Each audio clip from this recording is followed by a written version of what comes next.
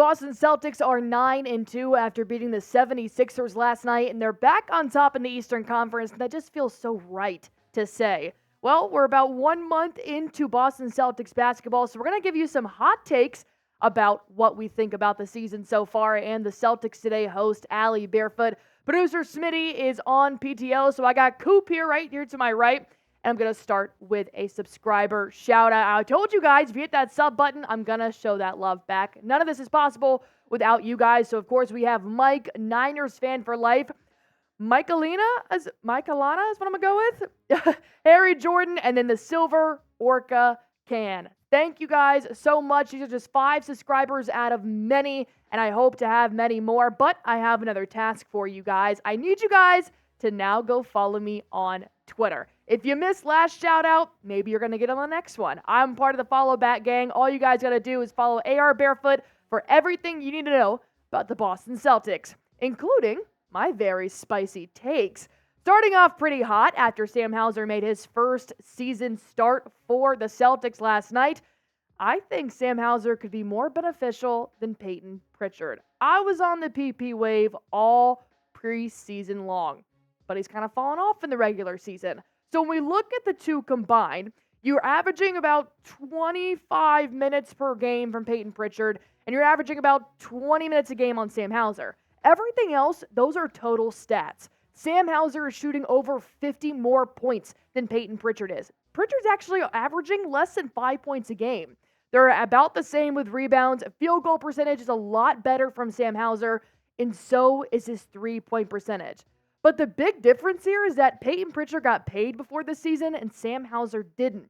At this point, I'm on the Sam Hauser train. So I do formally owe Mr. Hauser an apology. If you are a loyal fan of Celtics Today, you guys know I gave him a very hard time, which respectfully so. He was butt at the beginning of the season, but he stepped up, and I'm glad that it was just a slump because I'm very glad Sam Hauser is now on the Boston Celtics and doing what he was supposed to do. So, if he starts sinking and Peyton Pritchard goes back up, well, then I might owe an apology to Peyton Pritchard. But it's a long season. Nonetheless, in my opinion, doesn't matter at the end of the day. You know who does? Joe Mazzulla, and he loves Hauser. He said this about his defense. He said, I think he's a much better defender than people think. I can't say why because I'd get in trouble. His technique and his ability to know tendencies, I've said it from day one. I think he's a very, very good defender. Underrated, and as he continues to get better, it makes our team better. I'm not 100% sure why he can't say why he's a good defender, but I think Sam Hauser's skills speak for themselves. I agree with Joe Mazzulla here, and even on offense, he can play both sides of the ball very well. I thought this was pretty interesting.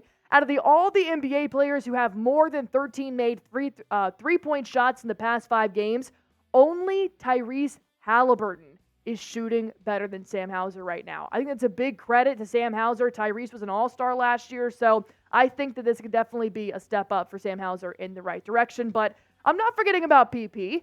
Ultimately, I'm on the Sam Hauser train right now. But where are you guys standing? I want you guys to type PP if you're on with Peyton Pritchard. Sam Hauser, if you're on the Sam Hauser train with me. I think both are great players, but I have really liked how Sam Hauser has stepped up from his slump. Peyton Pritchard did too. He dropped about 16 about 2 weeks ago, so he's fine, but he's not on Sam's level just yet. Go on ahead and type in the comments while I tell you guys about today's sponsor. It is Prize Picks, my favorite daily fantasy sports app. I'm playing it. Coop's playing it, and here's why you should too. All you have to do is pick between 2 to 6 players, pick their projected stats, and then just click more or less. You have a 50-50 shot to win up to 25 times your money on any entry, and it's not just NBA. You can actually combine your picks. I did this today for the Thursday night football game, and the Warriors are playing tonight along with the Nets. So I've got Klay Thompson shooting less than 17.5 field goal attempts, Mikal Bridges having more than 3.5 free throws made, and Jamar Chase with more than 10.5 reception targets because why not? I love crossover season. And I want to see your picks. All you have to do is go to prizepicks.com/CLNS. Use promo code CLNS for first-time deposit match up to $100 and watch yourself win some real money in real time. The second hot take I'm going to throw at you guys is that I think Kristaps Porzingis is a top 3 big in the Eastern Conference. Be before you yell at me in the comments, because I know you will, I'm not going to put Giannis in this category. Yes, he can play the center, but I look at him more as a power forward center contribution. So I'm looking at starting center lineups. So my top three, you got Joel Embiid sitting at number 1. Obviously, he's the reigning MVP. Bam Adebayo, he's been popping off for the Miami Heat this season. But you have Kristaps Porzingis right underneath them. And I will go toe-to-toe with anybody in this. I think Porzingis is a top 3 in the East. And, lucky for the Celtics, I think we will see the 76ers and the Heat some point in the playoffs, one or the other. So it's good that we have Porzingis on our side. So when I compare these 3 stats, here's why I ordered them the way that I did. Joel Embiid is going crazy. He's dropping Jason Tatum numbers as a center. 31 points per game. He's averaging 11.5 rebounds. Bam Adebayo, same thing, over 20 points with 23, 10.5 rebounds per game. Porzingis is almost at that 20-point mark, but you have to remember, Bam and Kristaps both have missed 1 game this season. Embiid has played all 11. But Kristaps is struggling a little bit in the rebound area. Jason Tatum technically does it. But here's a stat I love the most. The bottom line is defended field goal attempts at the rim. Joel Embiid's almost averaging 10 rim protection shots a game. Bam Adebayo is lacking in that area severely. Kristaps is in the top 10 for the NBA right now with 7.3. I love a good rim protector in the paint. I'll stand by that because last season with Robert Williams, although I do miss him, I like Kristaps' stats better. This was pretty interesting to me. The fact that Williams only defended 3.1 shots per game at the rim all season long.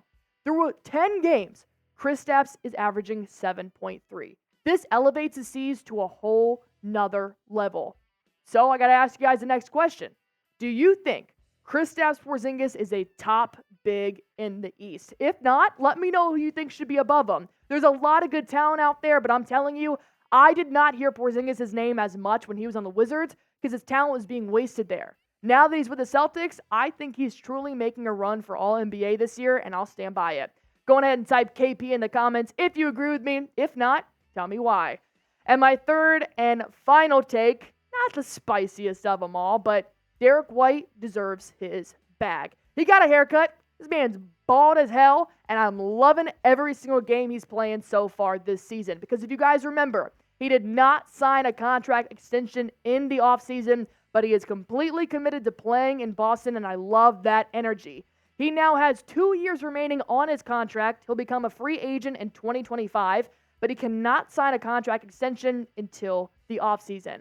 The way he's been playing this season, I think he definitely deserves it. Here's what he's done the last 4 seasons, about 12 points per game, 13, 15. You got to think, there was Malcolm Brogdon on the team. There was Grant Williams, Marcus Smart. Now that Derrick White is playing and it's just D. White, he's averaging 35% from the field. He's got 14 points per game so far this season, 3 rebounds per game, and almost 4 assists. He's elevating through 11 games, and I'm loving it. But if you look at the salary caps next year, Derrick White will be making $19 million. Jaylen Brown's still the highest paid player in the league right now with 40. He'll make $49 million next year. So the C's are going to have some people to pay, for sure. But I do think Derrick White should be extended at least for a couple more years. I think he's earned it, but Brad Stevens likes to shake some things up. So ultimately, I want to see Derrick White stay, but that's not our main concern right now. I'm just letting you guys know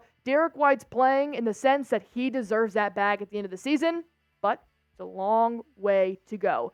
Do you think Derrick White should stay in Boston if he is playing the way he is playing right now? I hope I'm not seeing a single in the comments. I'm loving how he's playing right now, including how he played last night, dropping 27 points against the 76ers. He popped off against Joel Embiid, and I hope he keeps doing it. Go ahead and type Y for yes, N for no. And while you're at it, you're already down there in the comment section, drop your hottest take about the Boston Celtics right now. It can be anything from they're going to win the championship, from Joe Mazzulla's getting fired, anything you possibly want. Put it in the comments. And while you're at it, I told you guys at the beginning of the show, I will be doing a follow back. I will be doing a shout out. I want about 10 new followers on Twitter. Who's going to do it? Go on ahead and hit that follow button for me.